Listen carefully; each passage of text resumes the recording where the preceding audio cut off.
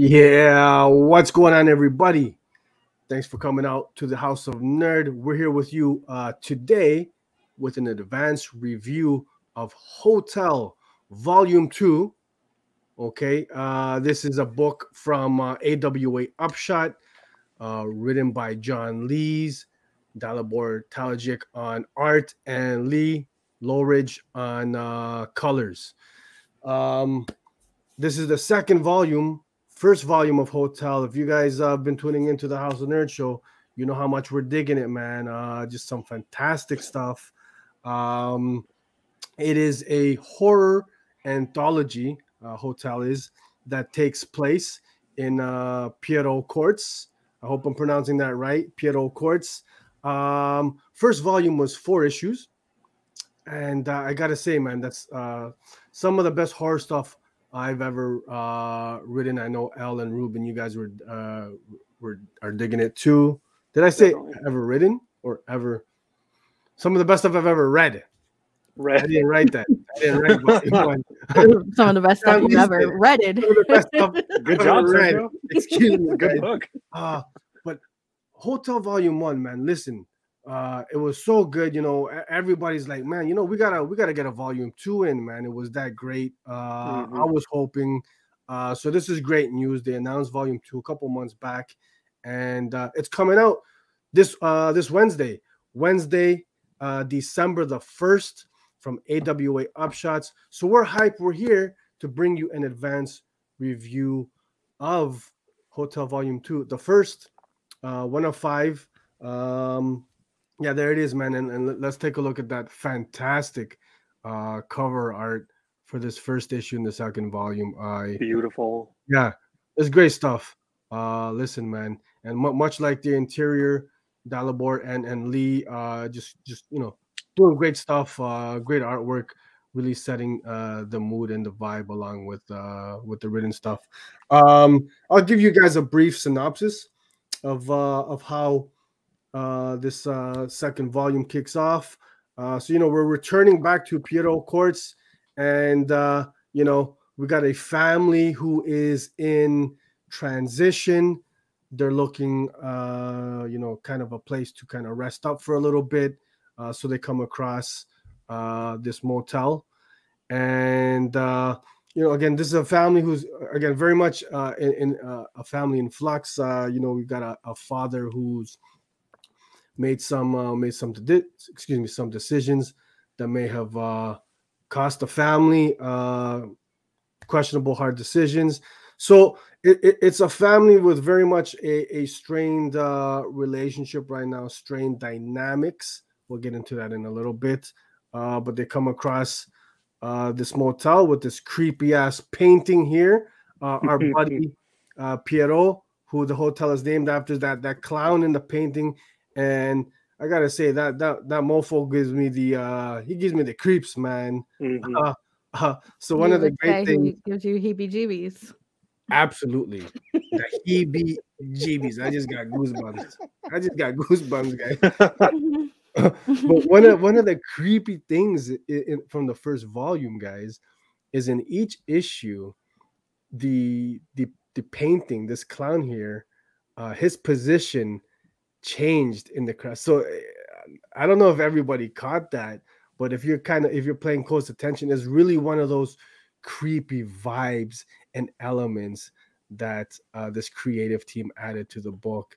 And you know, it's such a well done juxtaposition to like the rest of it.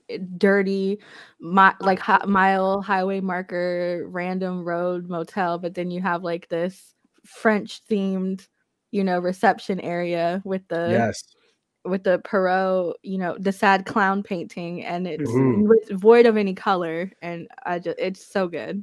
Yeah. I it's super creepy because it's a clown, but it's not the traditional like red nose, poofy hair. It's like it's if like you a French born to be creepy. Which would you rather stay at a motel with this painting or a colorful clown? painting, because really neither for me. It's a If no. I had to pick this one, This the one, colorful one's creepier. let me It's stay like a at the serious Depression sad clown. Motel. Yeah. Oh man, that's At least the other one is like, okay, I know there might be a serial killer here. Cool. This one is like, oh, I'm gonna be sad and die. is that crazy? It's true. It's just so I take it is, you know, like French, right? You know, Pierrot, and then the style of the painting, the clown itself. It is sad, it's depressing, but also too, man. Like, yeah, that's a good point. That's scary. Yeah. And you know, you bring up that a good point there. You got, you know, so this motel is like on like a hidden route off of Route 66. You know, the infamous highway. You know, crazy shenanigans going You on. know about Highway 66? Oh, we hear the tales up here in Canada. I only know about it from Cars, the Disney Pixar. From Cars, Disney, Pixar. Yeah, I mean it's No, you know, I'm just kidding. I know. it's been played in media, in movies, in books and stuff. So I mean, I think it's pretty popular, right? Yeah. But yeah, you do have that contrast, right? You think you're gonna walk into this like seedy motel, maybe, right? But it's not. It's almost like, I mean, taking a look here on the elegant side, the hotel itself is a character in this book, very much so a character in this book, which is great.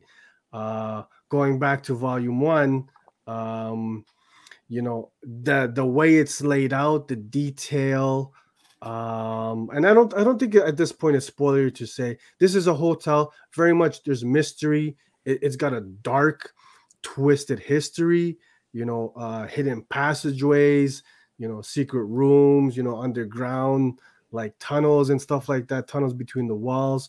So just a lot of like just a scary, you know, scary background. For which I kind of got, maybe it was based on like H.H. Holmes, that, and you know, he was like that serial killer who had like all those secret rooms in his hotel where he was like torturing people. Okay, I'm not familiar with H.H. Holmes, to be honest. Yeah, he was a serial killer. And then there was like a more recently, there was a guy they did like an interview with in The Atlantic recently. And then they did a special about it, I think on Netflix or HBO. And he was a hotel owner, and he retrofitted it to be able to peep. Oh, okay. And that's my favorite story from volume 1 was that one, because I'm always like really creeped out about staying at Airbnbs and other people's houses, because I'm like, no, the walls are alive. Whoa. Well, listen, I think that's great, because I think for a lot of people, I know for myself, like that's one of the scariest things is like the unknown. You don't know that feeling of being watched, right? Which is why I don't stay at Airbnbs. If I go I'm always somewhere, like, I stay at like the most like main brand hotel I could find. Like, no, I'm staying at the Hilton. I don't care if I have to pay more. Yeah. Because that lawsuit money gonna sit right if they are watching me. Exactly. It's like it was in the fine print. We're watching you. So this hotel that they're staying in, very much a character on its own, just super duper creepy vibes. What John Lees and the rest of the creative team have managed to do here in terms of continuing that mood and that vibe from the first volume is great. What I like too, guys, is that as good as volume 1 is, and I recommend, if you guys haven't already, pick it up. Oh yeah. It's not necessary in order to understand kind of what's going on here, right? Agree and disagree. Agree to disagree? Agree and disagree, because I feel like there's that scene, not to spoil anything, but there's a scene where there's like a noise caption on the wall. Yeah. And that's only going to be super creepy if, like, it's weird, but you're like, oh, it's the next door. They're like, oh, it's the guys next door. But if you've read volume 1, you're like, no. I saw that and I was like, are they going to address what that actually is? No, because I think the perspective is narrowed, right? So we're going into this clean. Like, we're we don't know that to be something that happened. He's telling like a new story to, I feel like, a new audience. But if you're privy to, the other stories, then and it's a treat. So you're thinking that sound is from so this is a story that takes place after the events in volume 1, you're thinking?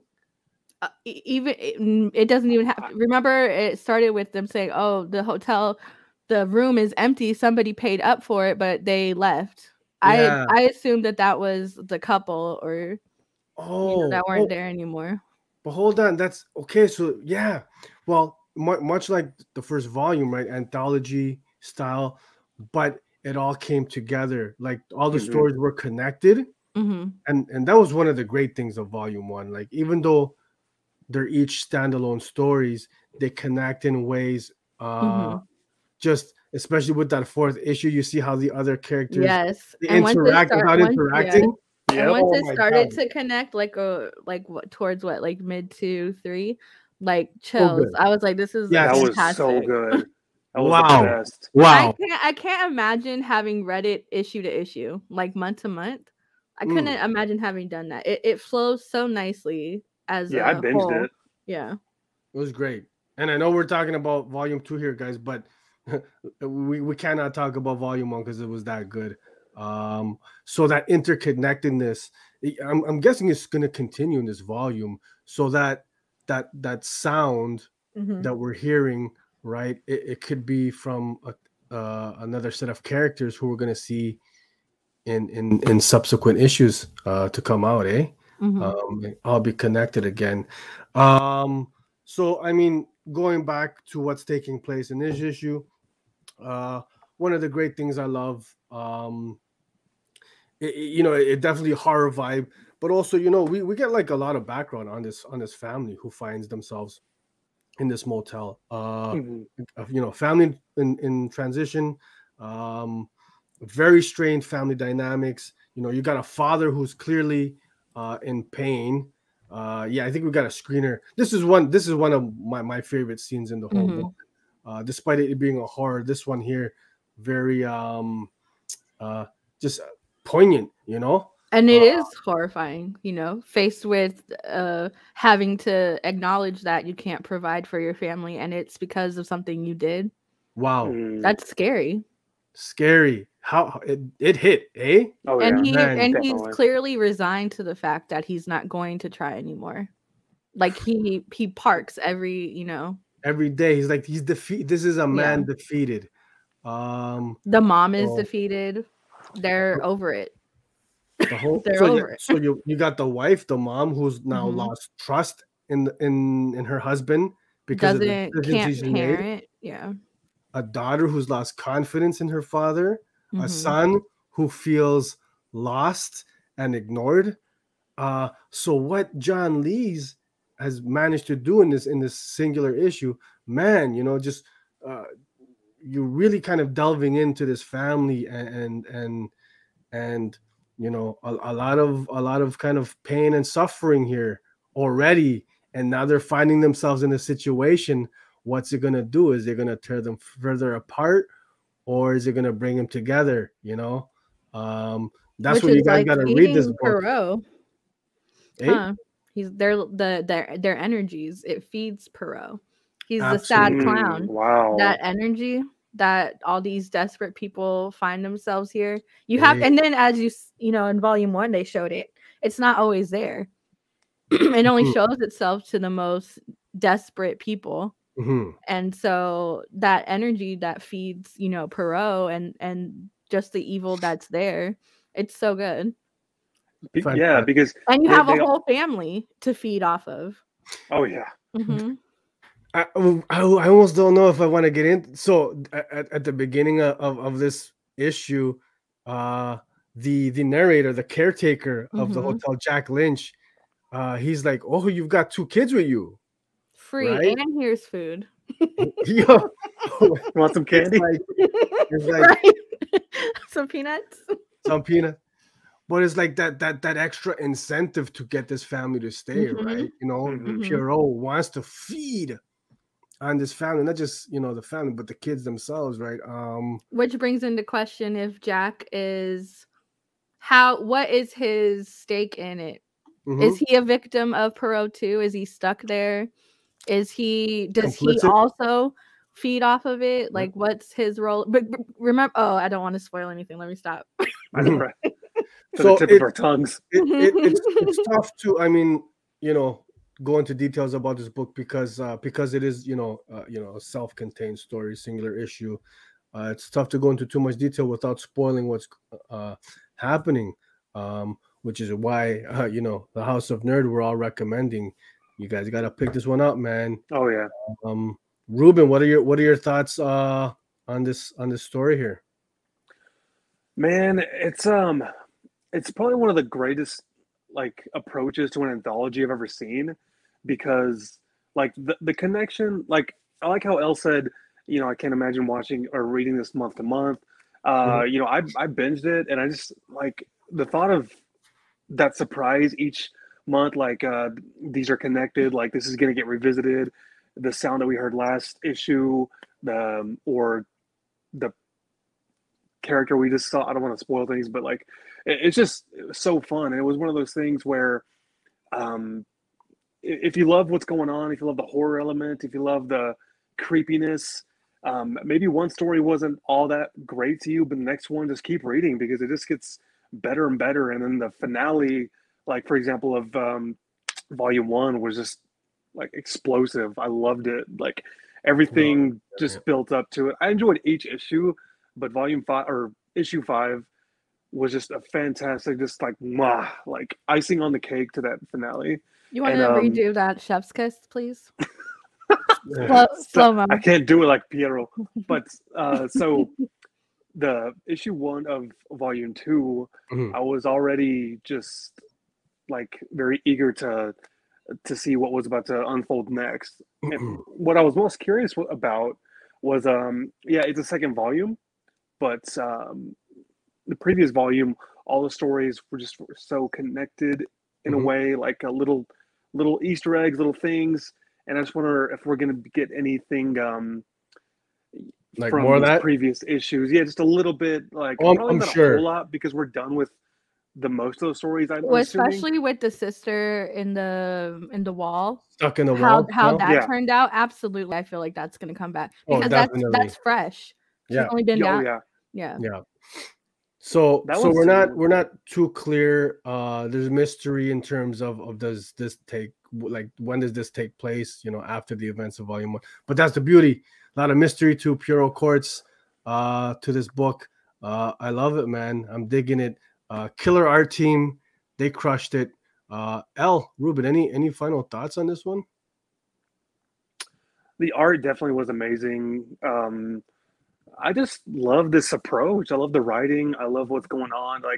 There's a lot of questions, so much mysteries, but it's not in a frustrating way. It's it makes it all that more juicy. I have questions about the clerk, his relationship with Pierrot, in the history of both. What's I'd love to learn more about this clerk alone. Just there's so many questions to be asked, and that just makes this book all that much more fun. Agreed. Lots of mystery. Elle, are you copping this? Is this a cop? Oh yeah, it's hard cop. Ooh, a hard cop for Ruben. Copping hard. Yeah, no, for sure. This is definitely on my list. I'm definitely going to be reading this monthly, and then probably have to end up rereading it as the whole volume 1 and 2 in order to get everything. Absolutely, pick up. I'm sure there's all kinds of little nuggets in there that they're sprinkling in for us. Man, great stuff. If you guys loved Hotell Volume 1, you guys are gonna dig this. It continues that fantastic story that they're telling. And if you haven't checked out any of the Hotell stuff, get into it. Oh yeah, it's a good jumping off point. Coming out Wednesday, December 1st. AWA Upshot. We're digging what they're doing. Another great title from that publisher. And thanks to John Lees for hooking us up with this advanced review copy. Everybody go grab it. We're digging it here on the House of Nerd Show. If you're digging what we're doing, please hit that like button, subscribe, check out our other stuff. trying to put everybody onto all the dope, amazing comic book content that's out there. This is the House of Nerd Show. Thank you guys for tuning in. Peace. All right.